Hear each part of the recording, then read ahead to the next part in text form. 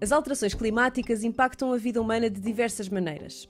Têm o potencial de minar décadas de progresso no bem-estar e desenvolvimento global por serem uma ameaça aos ingredientes essenciais da boa saúde.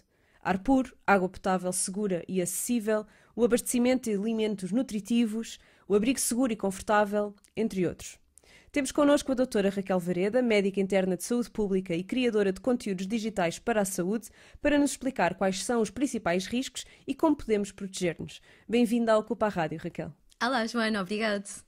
Por que é que a poluição atmosférica é considerada um dos principais riscos para a saúde humana pela Organização Mundial de Saúde e, já agora, como é que podemos proteger-nos dos riscos que lhes estão associados? Então, efetivamente, neste momento, a poluição atmosférica, nós sabemos que é um dos principais fatores de risco para a mortalidade e também para a perda de anos de vida saudáveis. Ou seja, contribui para várias doenças, nomeadamente, ou seja, doenças cardiovasculares, doenças respiratórias, desde infecções respiratórias, como mesmo neoplasias ou doenças pulmonar obstrutivas crónicas, portanto também para as neoplasias, e até sabemos neste momento que agrava, por exemplo, doenças crónicas como a diabetes ou as doenças renais. Efetivamente, em termos de poluição atmosférica, nós podemos estar a falar de vários componentes que têm uma importância para a saúde pública, mas quando falamos de mortalidade, aquilo que nos preocupa neste momento são essencialmente as matérias particuladas, aquilo que neste momento se fala muito na televisão, como as PMs 2.5 e as PMs 10, que têm estes números porque dizem respeito, ou seja, aos micrómetros, ao tamanho que são estas partículas. Quanto mais pequeninas são as partículas, como por exemplo as partículas 2.5, que têm menos do que 2.5 micrómetros, maior a probabilidade de penetrarem mais profundamente nas nossas vias aéreas, conseguirem atravessar os nossos capilares, ou seja, os nossos vasos sanguíneos nos pulmões, e conseguirem entrar diretamente na nossa corrente sanguínea. Isto faz com que cause, ou seja, eles conseguem chegar a basicamente todos os órgãos do nosso corpo e conseguem promover inflamação e doenças desta forma. Este é um dos grandes problemas que nós temos neste momento com a poluição atmosférica. O problema desta matéria particulada, destas PMs, é que elas existem tanto no interior das nossas casas como no exterior. No interior das nossas casas, as principais fontes são neste momento as causadas pela pobreza energética, porque nós ainda temos muitas pessoas, inclusive em Portugal, que utilizam fontes de combustíveis fósseis, como o carvão, por exemplo, ou a biomassa ou o queroseno, para aquecer as suas casas ou para cozinhar. Estamos a falar de lareiras, exatamente, fogões a lenha... Exatamente. Ou mesmo aqueles churrascos que nós às vezes fazemos no verão, isso emite para o espaço onde nós estamos matéria particulada. Infelizmente, são as crianças e as mulheres que estão mais tempo em casa e que geralmente intervêm nestas tarefas de cozinhar, por exemplo, que acabam por estar mais expostas a esta matéria particulada. E, além disso, estas também são alguns dos grupos de risco principais para várias doenças, e isto é uma preocupação adicional que nós temos. Então, para nos protegermos em casa, o que é que devemos fazer? Para nos protegermos no interior da casa, idealmente utilizaríamos energias limpas para cozinhar e aquecer a água. Nós sabemos que nem sempre isso é possível, por isso, se pudéssemos ter um filtro de ar, ou seja, um daqueles purificadores de ar, por exemplo, com o filtro HEPA, seria o ideal para nos conseguirmos proteger dentro de casa. O mesmo para as lareiras? Mesmo para as lareiras, ou seja, ter um daqueles, mesmo um dispositivo que agora se compram existem vários, é importante é que tenham um filtro HEPA, porque os outros filtros não são validados cientificamente e, portanto, nós não sabemos se têm o mesmo efeito. Okay. Estes filtros, efetivamente, retêm a maior parte, 98%, 99% desta matéria particulada, para não estar no ar quando nós estamos a respirar.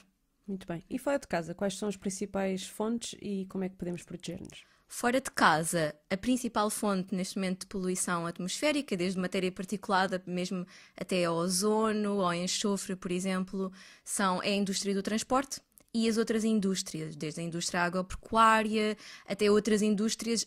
Muitas delas continuam a usar a queima de combustíveis fósseis para produzir energia e como, ou seja, um produto secundário da sua atividade.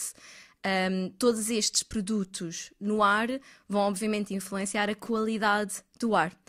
Por isso é que é tão importante nós, quando saímos de casa, para além de vermos a meteorologia para ver se temos que levar um casaco ou se temos que levar um guarda-chuva, vermos também o índice de qualidade do ar. A Associação Portuguesa para o Ambiente, a APA, tem efetivamente uma app onde é possível ver o índice de qualidade do ar diariamente. Nós temos, se não me engano, centenas de estações em Portugal para avaliar a qualidade do ar, e seria mesmo importante nós vermos antes de sairmos de casa, porque se a qualidade do ar não estiver muito boa nesse dia, nós deveríamos efetivamente usar uma máscara, porque é neste momento a única forma de nós nos protegermos.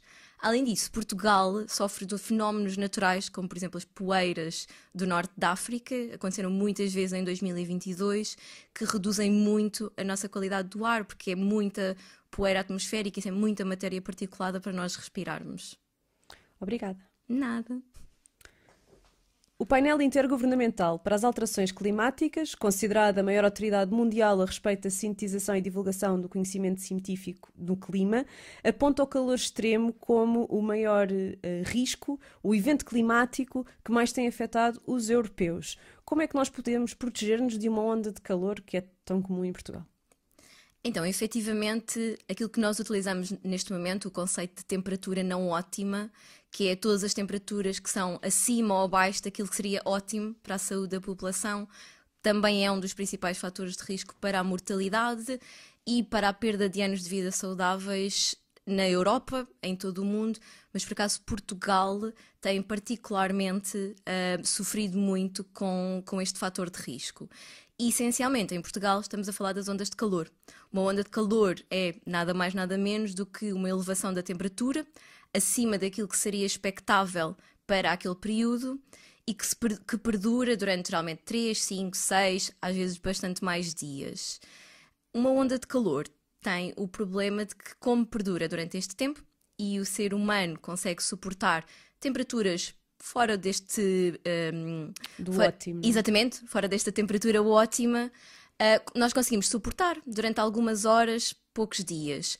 Quando passam a ser vários dias, nós já começamos a ter alguma dificuldade em suportar estas temperaturas, mesmo que sejamos pessoas saudáveis. E há sintomas? Sim, existem vários sintomas, ou seja, quando a nossa temperatura corporal aumenta, nós começamos a sentir-nos, obviamente, muito quentes, começamos a sentir-nos tontos, começamos a suar muito, e isto é o nosso corpo a tentar reduzir a temperatura. No entanto, a transpiração é uma má forma para o nosso corpo conseguir reduzir a temperatura, e quanto mais aumenta a temperatura interna, menos capacidade têm os nossos órgãos de funcionar, porque nós temos mesmo uma temperatura ótima para funcionar. Quando isto acontece, pode levar, especialmente em grupos de riscos, muito rapidamente à morte. Quem são estes grupos de riscos? As crianças, os bebés muito pequeninos, as grávidas, as pessoas a partir dos 65 anos, mas particularmente pessoas mais velhas e pessoas que têm outras doenças, ou seja, pessoas com diabetes, com neoplasias, com doenças respiratórias. Todas estas pessoas são aquilo que nós consideramos grupos de risco, porque elas têm uma capacidade menor de estar expostas ao calor. Portanto, mais rapidamente desenvolvem estes sintomas e mais rapidamente acabariam por falecer se realmente não conseguirmos baixar a temperatura corporal. E que sintomas é que nos devem levar, é que nós devemos identificar como, ok, isto é uma urgência? Quando o nosso coração começa a bater muito rápido e quando nós começamos a sentir-nos muito tontos e fracos, deveríamos, nesse momento, telefonar para o 112 e, portanto, pedir uma emergência médica, porque, efetivamente, a partir desse momento, pode evoluir muito rapidamente para a perda dos sentidos e aí já não conseguimos pedir ajuda e portanto, precisamos de o fazer antes, especialmente se estivermos sozinhos. Isto pode, efetivamente, ser uma emergência médica, especialmente em grupos de risco. E como é que nós podemos proteger-nos para não chegarmos a esse ponto? Ou seja, normalmente as ondas de calor são alertadas, não é? Nós temos são noticiadas, portanto nós podemos ter acesso a essa informação. E a partir daí o que é que devemos fazer? Então, a partir do momento em que nós sabemos que vai existir uma onda de calor, nós sabemos que, portanto, vamos estar expostos ao calor, a nossa casa vai estar muito quente. Idealmente, durante o dia, deveríamos manter as janelas fechadas, com as cortinas fechadas. E os stores? Exatamente, para tentar evitar que o calor entre e durante a noite tentar abrir as janelas. O porquê? Porque a nossa casa, durante o dia, não deveria ultrapassar os 32 graus e à noite não deveria ultrapassar os 24 graus. porque nós precisamos de uma temperatura mais reduzida para dormir, porque o nosso metabolismo baixa e nós não temos tanta capacidade de adaptação. Nós sabemos que isto é muito difícil para muitas famílias em Portugal. Se tiverem a opção de utilizar, por exemplo, uma ventoinha ou ar-condicionado, ótimo. Se a temperatura for acima dos 35 graus no ambiente, deveríamos evitar ventoinhas, porque aquilo que a ventoinha vai fazer é simplesmente aumentar a circulação do ar quente e nós sabemos que, na verdade, a partir desta temperatura pode aumentar a mortalidade. Portanto, se conseguirmos utilizar ar-condicionado, infelizmente tem as repercussões em termos de gasto energético que nós sabemos, mas seria o ideal. Para a saúde. Não é? Para a saúde, exatamente. Se nós não conseguirmos baixar a temperatura da nossa casa, então pelo menos os grupos de risco deveriam passar várias horas do dia, pelo menos 3 a 6 horas, tentar estar num local fresco, seja um centro comercial, seja os serviços de saúde, seja, por exemplo, as igrejas, que de regra geral são locais mais secos. Idealmente estes grupos deveriam tentar passar pelo menos 3 a 6 horas do dia nestes locais para baixar a temperatura e reduzir a probabilidade de desenvolverem doenças neste período e de aumentarem a mortalidade deles. Além disso, durante o dia, o que é que nós podemos tentar fazer? Muita hidratação, super, super importante, porque nós vamos estar a transpirar muito. Beber água. Exatamente, vai estar muito calor. Mesmo que não sintam sede, porque ouvi dizer que a certa altura nós deixamos de ter esse impulso. Exatamente, não é? Pessoas a partir dos 70 anos, regra geral, já não têm os mesmos mecanismos da sede que as pessoas mais jovens têm e, portanto, não sentem tanta sede. Às vezes até pode ser difícil beber água, paradoxalmente. No entanto, é mesmo importante que o façam, porque nós vamos estar a perder água por transpiração, mesmo que não o sintamos. Além disso, idealmente deveríamos fazer refeições mais leves, refeições mais frescas, para evitar ter grandes quantidades de alimento no nosso estômago, que vai obrigar o metabolismo a acelerar muito. Além disso, deveríamos, se for necessário, banhos de água fria, água tépida, evitar que durem muito tempo, porque também vai acabar por desidratar a nossa pele e nós não queremos isso. Mas se for mesmo necessário, despir a roupa e refrescar, exatamente. Roupas leves?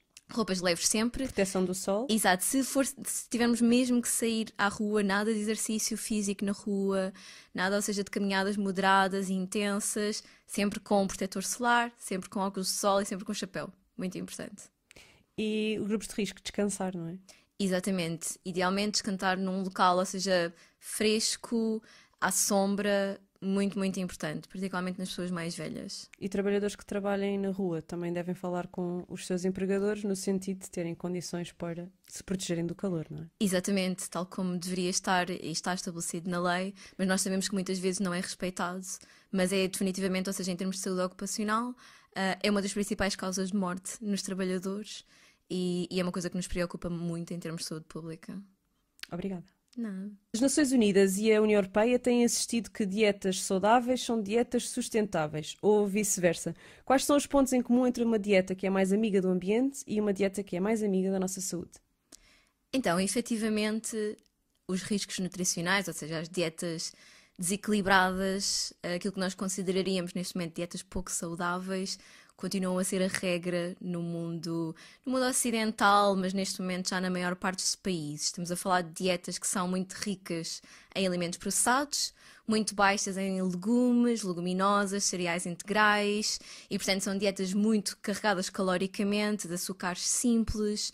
E todas estas coisas em conjunto fazem com que aumente a probabilidade de termos colesterol elevado, triglicéridos elevados, tensão alta e no seu conjunto contribui mais uma vez para doenças cardiovasculares, o acidente vascular cerebral, o vulgo AVC, para neoplasias e várias outras doenças. Portanto, é efetivamente este estilo de vida no qual se inclui, ou seja, uma dieta mais desequilibrada, é efetivamente neste momento um dos principais problemas de saúde pública que nós estamos a tentar contrariar e particularmente aqui em Portugal.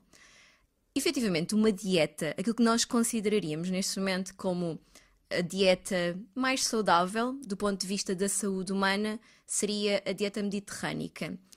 Ou seja, a dieta mediterrânica na sua origem. Ou seja, estamos a falar de uma dieta que é rica em fontes vegetais, de proteína também, por exemplo, as leguminosas, muitos legumes, muitos vegetais, muita fruta. Feijão, Exatamente, feijão, grão. lentilhas. Exatamente. Tudo coisas que nós tradicionalmente comíamos muito, não é? Exatamente, As é isso, ou seja, a couves. origem da nossa dieta mediterrânica. E também o pescado. Também, ou seja, a dieta mediterrânica inclui várias fontes de pescado, para termos os ômega 3 e todas as outras coisas, os benefícios deste tipo de proteína animal. No entanto, a dieta mediterrânica diz-nos que, embora possamos consumir fontes de gordura, dando, ou seja, privilégios para o azeite e para as oleaginosas, ou seja, os frutos secos, as nozes, as amêndoas, é, no entanto, muito baixa, naturalmente, em laticínios, em produtos processados e em carnes, particularmente as carnes vermelhas. Efetivamente, nós sabemos, na literatura científica neste momento, que esta dieta, que é alta em fontes de proteína vegetal e baixa em fontes de proteína animal, seria, de um ponto de vista ambiental, a melhor para a saúde do nosso planeta. Porque nós sabemos que neste momento as fontes de proteína animal consomem efetivamente muitos recursos, a indústria agropecuária emite muitos gases de efeito de estufa para a atmosfera, tem todos vários problemas associados, particularmente consumo de recursos hídricos, ou seja, é preciso muito mais Usa-se água. muita água, usa-se muito terreno para criar rações e pastagens Exatamente, para estes animais. para depois dar aos animais. Portanto, Há seria muito mais de útil. Poluição, é isso, exatamente. Da ou seja, água, dos solos, atmosférica, exatamente, seria muito mais útil utilizarmos esses solos para criar comida para a população diretamente. Ou seja, por exemplo, leguminosas, o feijão e afins. Os termossos, lembrei-me agora. Exatamente, os termossos, uma fonte proteica incrível da dieta portuguesa. E que tradicionalmente se cultivava no norte do país. Exatamente, idealmente com menos sal do que costumam colocar. Mas então, isto significa que se nós fizéssemos uma dieta mais rica em vegetais, legumes, leguminosas e menos rica em fontes de proteína animal, carne, queijo, ovos e leite. Exatamente, estaríamos efetivamente a contribuir duplamente, ou seja, estaríamos a contribuir tanto para a nossa saúde como para a saúde do planeta. Portanto, acaba por ser uma vitória para os dois lados. Da perspectiva de saúde pública, seria ótimo. Conseguiríamos alimentar muito mais pessoas, na verdade. E, portanto, para o planeta, sem dúvida que seria excepcional. Não temos que deixar completamente de comer fontes de proteína animal, mas a redução seria mesmo muito benéfica. Estamos a falar de um país onde um português come mais de 200 gramas de carne por dia, não é? Sim, muito sim, mais. Exatamente. Quando, na verdade, aquilo que seria recomendado seria menos de 50 gramas diariamente. E neste momento até já vamos mais longe e dizemos uma vez no máximo por semana, nas novas guidelines internacionais. Portanto, nós estamos mesmo a tentar reduzir, não eliminar, naturalmente, mas a tentar reduzir. Obrigada. Obrigada.